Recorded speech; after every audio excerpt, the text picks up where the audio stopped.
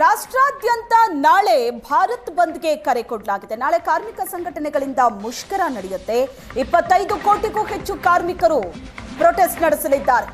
ವಿವಿಧ ಬೇಡಿಕೆಗಳ ಈಡೇರಿಕೆಗೆ ಆಗ್ರಹಿಸಿ ನಡೆಯೋ ಪ್ರತಿಭಟನೆ ಇದು.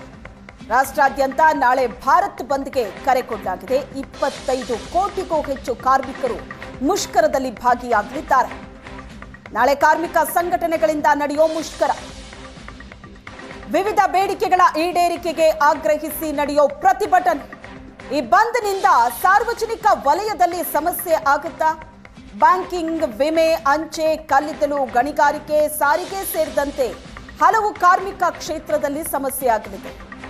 ಐಐಸಿ ಕಾರ್ಖಾನೆಗಳು, ಬ್ಯಾಂಕ್ ವ್ಯವಹಾರ ಸ್ಥಗಿತವಾಗಲಿದೆ. ಇವತ್ತು ಮಧ್ಯರಾತ್ರಿಯಿಂದಲೇ ಕೆಲಸ ಸ್ಥಗಿತಗೊಳ್ಳಲಿದೆ. ನಾಳೆ ಬೆಳಿಗ್ಗೆ 10:30ರಿಂದ ಸಂಜೆ 6 ಗಂಟೆಯ ತನಕ ನಡೆಯೋ ಮುಷ್ಕರ. ನಾಳೆ ಫ್ರೀಡಂ ಪಾರ್ಕ್ನಲ್ಲಿ ಈ ಪ್ರತಿಭಟನೆ ನಡೆಯಲಿದೆ.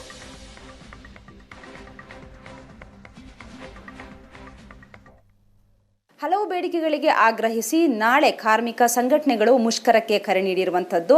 ಹಾಗಿದ್ರೆ ಏನೇನು ಬೇಡಿಕೆಗಳು ಮತ್ತೆ ಯಾವ್ಯಾವ ಕಾರ್ಮಿಕ ಸಂಘಟನೆಗಳು ಈ ಒಂದು ಮುಷ್ಕರದಲ್ಲಿ ಭಾಗಿಯಾಗ್ತಾರೆ ಅನ್ನೋದ್ರ ಬಗ್ಗೆ ಮಾತನಾಡೋದಕ್ಕೆ ನಮ್ಮ ಜೊತೆಗೆ CITU ರಾಜ್ಯಾಧ್ಯಕ್ಷ ಆಗಿರುವಂತಹ ವರಲಕ್ಷ್ಮಿ ಅವರಿದ್ದಾರೆ. ಅವ್ರನ್ನ ಮಾತಾಡಿಸ್ತೀನಿ.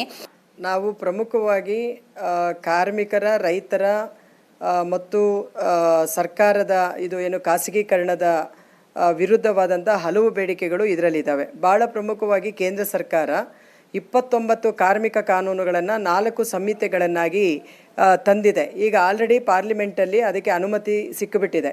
ಸೊ ಈ ಒಂದು ಸಿಕ್ಕಿರುವಂಥ ಈ ಒಂದು ಕಾನೂನುಗಳನ್ನು ಅವರು ಸಂಹಿತೆ ಅಂತ ಹೇಳಿ ಕರೀತಾರೆ. ಅದರಲ್ಲಿ ಭಾಳ ಮುಖ್ಯವಾಗಿ ವೇತನ ಸಂಹಿತೆ ಅನ್ನುವಂಥದ್ದು ಒಂದು. ಅದರಲ್ಲಿ ಒಂದು 4 ಕಾನೂನುಗಳನ್ನು, ಅದರ ಅಂಶಗಳನ್ನು ತೆಗೆದು ವೇತನ ಸಂಹಿತೆ ಅಂತ ಹೇಳ್ತಾರೆ. ಮತ್ತು ಎರಡನೇದು ಕೆಲಸದ ಸ್ಥಳದಲ್ಲಿ ಅಂದರೆ ಔದ್ಯೋಗಿಕ ಸುರಕ್ಷತೆ, ಆರೋಗ್ಯ ಮತ್ತು ಕೆಲಸದ ಪರಿಸ್ಥಿತಿಗಳು ಅನ್ನುವಂಥ OSH ಕೋಡ್ ಅಂತೇಳಿ ಕರಿತೀವಿ. ಮೂರನೇದು ಕೈಗಾರಿಕಾ ಬಾಂಧವ್ಯದ ಕೋಡ್ ಅಂತೇಳಿ ಕರಿತೀವಿ. ನಾಲ್ಕನೇದು ಸಾಮಾಜಿಕ ಭದ್ರತೆಯ ಕೋಡ್ ಅಂತ. ಅದೇ ಒಟ್ಟು 29 ಕಾನೂನುಗಳು ರದ್ದು ಮಾಡಿಬಿಟ್ಟಿದ್ದಾರೆ. ಈ ಕೋಡ್ಗಳಿಂದ ಏನು ಸಮಸ್ಯೆ ಆಗುತ್ತೆ ಅಂದರೆ, ಇನ್ನು ಮುಂದೆ ನಮ್ಮ ದೇಶದ ಯಾವುದೇ ಕಾರ್ಮಿಕರು ಹೊಸದಾಗಿ ಸಂಘ ರಚನೆ ಮಾಡಿಕೊಳ್ಬೇಕು ಅಂತ ಹೇಳಿದರೆ ಸಮಸ್ಯೆ ಆಗುತ್ತೆ. ಎರಡನೇದು ಸಾಮೂಹಿಕ ಚೌಕಾಸಿಯ ಒಂದು ನಮಗೇನು ಅದು ಹಕ್ಕಿತ್ತು ಅದು ಸ್ಥಗಿತಗೊಳಿಸ್ತದೆ.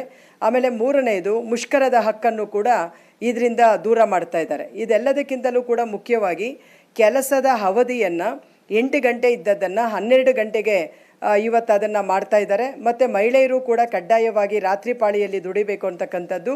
ಸೊ ಮುಷ್ಕರದಲ್ಲಿ ನಮ್ಮ ಪ್ರಕಾರ ಅಖಿಲ ಭಾರತ ಮಟ್ಟದ ಒಂದು ಇದರ ಪ್ರಕಾರ ಒಂದು 25 ಕೋಟಿ ಕಾರ್ಮಿಕರು ಈ ಮುಷ್ಕರದಲ್ಲಿ ಪಾಲ್ಗೊಳ್ಳುವಂಥ ನಿರೀಕ್ಷೆ ಇದೆ.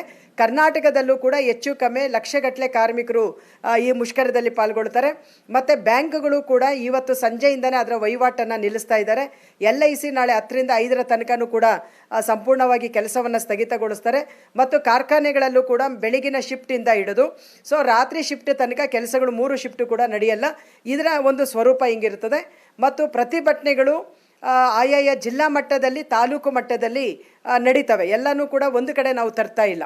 ಆದರೆ ಬೆಂಗಳೂರಲ್ಲಿ ಮಾತ್ರ ಬೆಂಗಳೂರು ರಾಮನಗರ ಜಿಲ್ಲೆ, ಬೆಂಗಳೂರು ಗ್ರಾಮಾಂತರ ಜಿಲ್ಲೆ, ಬೆಂಗಳೂರು ನಗರ ಜಿಲ್ಲೆ, ಈ 3 ಜಿಲ್ಲೆಗಳಲ್ಲೇ ಮೆಜಾರಿಟಿ ಇಂಡಸ್ಟ್ರೀಸ್ ಇರೋದು. ಆ ಎಲ್ಲ ಕೈಗಾರಿಕಾ ಕಾರ್ಮಿಕರು ಕೂಡ ಇವತ್ತು ಇಲ್ಲಿಗೇನೆ ಫ್ರೀಡಂ ಪಾರ್ಕಿಗೆ ಬರ್ತಾರೆ. ಸೊ ಅಲ್ಲಿ ನಾವು ಪ್ರತಿಭಟನೆಯನ್ನು ನಾವು ನಡೆಸ್ತಾ ಇದ್ದೀವಿ. ಸೊ ಪ್ರತಿಭಟನೆ ನಡೆಸಿ ನಾವು ಒಂದು ಸಾಮೂಹಿಕ ಬಂಧನಕ್ಕೆ ಒಳಗಾಗಬೇಕು ಅಂತಕ್ಕಂಥ ಒಂದು ತೀರ್ಮಾನವೂ ಕೂಡ ನಮ್ಮದಾಗಿದೆ. ಇದು ವರಲಕ್ಷ್ಮಿಯವರ ಮಾತು. ಈಗಾಗಲೇ ಕೇಂದ್ರ ಸರ್ಕಾರ ತಂದಿರುವಂತಹ ಏನು ಕಾನೂನು ಏನಿದೆ ಅದನ್ನ ರಾಜ್ಯ ಸರ್ಕಾರ ತಿರಸ್ಕರಿಸಬೇಕು ಅನ್ನುವಂತಹ ನಿಟ್ಟಿನಲ್ಲಿ ಈ ಒಂದು ಮುಷ್ಕರವನ್ನ ಆಯೋಜಿಸಲಾಗಿದೆ. ಅಂದ್ರೆ ದೊಡ್ಡ ಮಟ್ಟದಲ್ಲಿ ಮುಷ್ಕರವನ್ನ ಮಾಡುವ ಮೂಲಕ ರಾಜ್ಯ ಸರ್ಕಾರದ ಗಮನ ಸೆಳೆಯಬೇಕು, ಮತ್ತೆ ತಂದಿರುವಂತಹ ಏನು ಕಾನೂನು ಏನಿದೆ ಅದನ್ನ ತಿರಸ್ಕರಿಸಬೇಕು ಅನ್ನುವಂತಹ ನಿಟ್ಟಿನಲ್ಲಿ ಎಲ್ಲ ಏನು ಇಂಡಸ್ಟ್ರೀಸ್ಗಳಿರ್ಬೋದು, ಕಾರ್ಮಿಕ ಸಂಘಟನೆಗಳು ದೊಡ್ಡ ಮಟ್ಟದಲ್ಲಿ ಪ್ರತಿಭಟನೆಯನ್ನ ಮಾಡೋದಕ್ಕೆ ಈಗಾಗಲೇ ತಯಾರಾಗಿದ್ದಾರೆ.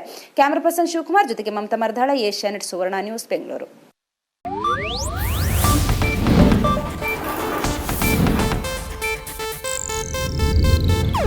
ಇದು ಏಷ್ಯಾನೆಟ್ ನ್ಯೂಸ್ ನೆಟ್ವರ್ಕ್ ಪ್ರಸ್ತುತಿ.